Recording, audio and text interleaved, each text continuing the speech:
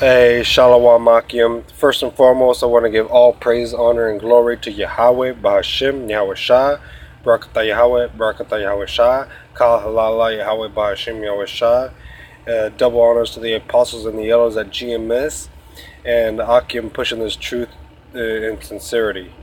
I got this book, The 13th Tribe, which it talks about how the Jews aren't the real Jews, which we all know through the scriptures, through Revelations 2 and 9, and not just that one, just countless other scriptures. But here I'll get it just to. Okay, Revelations 2 and 9.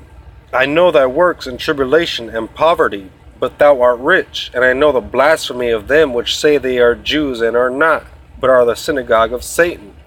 Yeah, I know thy works in tribulation and poverty. He's talking to the 12 tribes, the hopeful elect, and I know the blasphemy of them which say they are Jews and are not, but are the synagogue of Satan. Yeah, that's why they worship Satan. These so-called Jews, they're false. They stole their identity from the real Jews, which the real Jews are so-called black people, or from the tribe of Judah. And they worship Satan. Like all the wicked shit they do. So like it. Even like when they circumcise the boys, the little kids, they fucking circumcise and they suck the blood from the baby's rod and shit. Even like there was a story in I believe it was in New York or something, but there was this rabbi that he infected over 50 babies with fucking herpes, because this sick fuck had herpes on his lip and he was just sucking the baby's rods. Yeah, here I'll just go into the book. I'll read the front. This book traces the history of the ancient Khazar Empire, a major but almost forgotten power in Eastern Europe, which in the Dark Ages became converted to Judaism.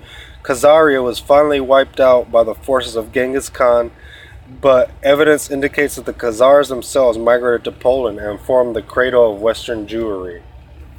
Yeah, so these are false. These are imposters. Here, I'll go right here. What is in dispute is the fate of the Jewish Khazars after the destruction of their empire in the 12th or 13th century. On this problem, the sources are scant, but various late medieval Khazar settlements are mentioned in the Crimea and the Ukraine, in Hungary, Poland, and Lithuania. The general picture that emerges from these fragmentary pieces of information is that of a migration of Khazar tribes and communities into those regions of Eastern Europe, mainly Russia and Poland, where at the dawn of modern age the greatest concentration of Jews were found. This has led several historians to conjecture that a substantial part and perhaps the majority of Eastern Jews, and hence the world Jewry, might be of Khazar and not of Shemitic origin. The far-reaching implications of this hypothesis may explain the great caution exercised by historians in approaching this subject, if they do not avoid it altogether. Skipping that part. The Turkish-speaking Karaites, a fundamental Jewish sect of Crimea, Poland, and elsewhere, have affirmed a connection with Khazars, which perhaps confirms by evidence from folklore and anthropology as well as language. There seems to be a considerable amount of evidence attesting to the continued presence in Europe of descendants of Khazars. How important in quantitative terms is that presence of the Caucasian sons of Japheth in the tents of Shem? One of the most radical propounders of hypothesis. We'll skip that part.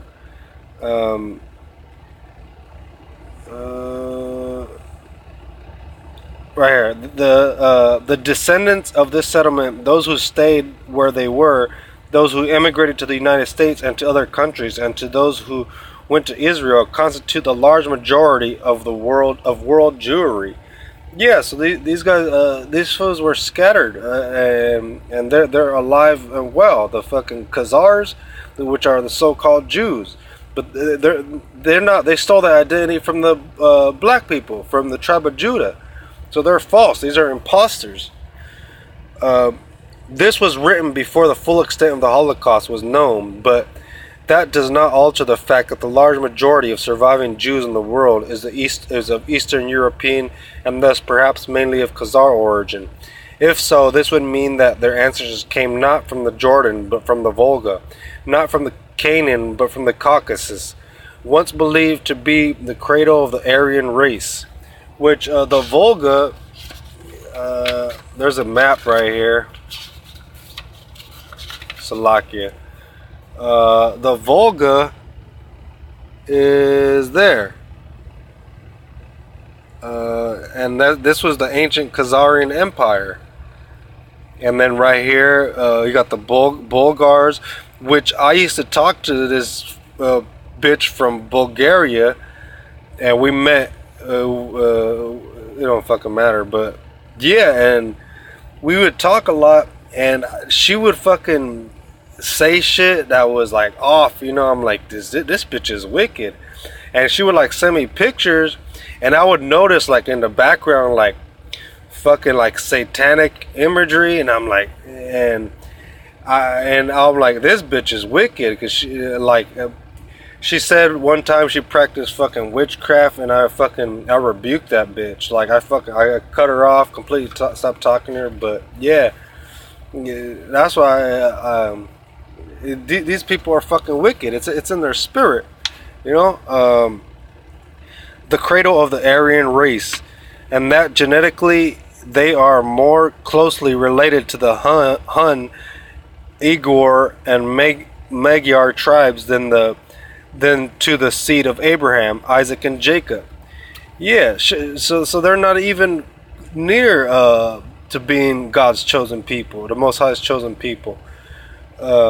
Should this turn out to be the case, then the term anti-Semitism would become void of meaning based on misapprehension shared by both the killers and their victims. The story of Khazar Empire as it slowly emerges from the past begins to look like the most cruel hoax which history has ever perpetuated.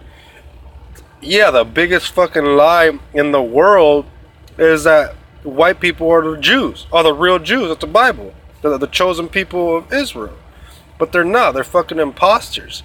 They're Edomites. They're Khazars. They're fucking Satan worshippers. And yeah, in this book, it talks about like the sick shit they did. Fucking, they would like share each other's wives and shit like this. Like no type of discipline, no type of all unholy like doing like what they did. Salakia for the okay, here I'll go. Their women wear no veils in the presence of their men or strangers, nor do the women cover any parts of their bodies in the presence of people. One day we stayed at the place of Guz and were sitting around. His wife was also present. As we conversed, the woman uncovered her private parts and scratched them, and we all saw it. Thereupon we covered our faces and said, "May God forgive me." See, these people were fucking sick. Like, they had no type of laws. They were just running around like fucking savage beasts, like sick fucks, and with no type of order. You know, they were all out of order. He even talks about they never changed their undergarments. They fucking wore their underwear until they disintegrated. They disintegrated off. These fuckers are sick. But yeah, I just wanted to bring it up. I'm not done with the book yet, but yeah, I just thought I'd make a little video on it. Yeah, I'm like halfway through. Yeah, right here.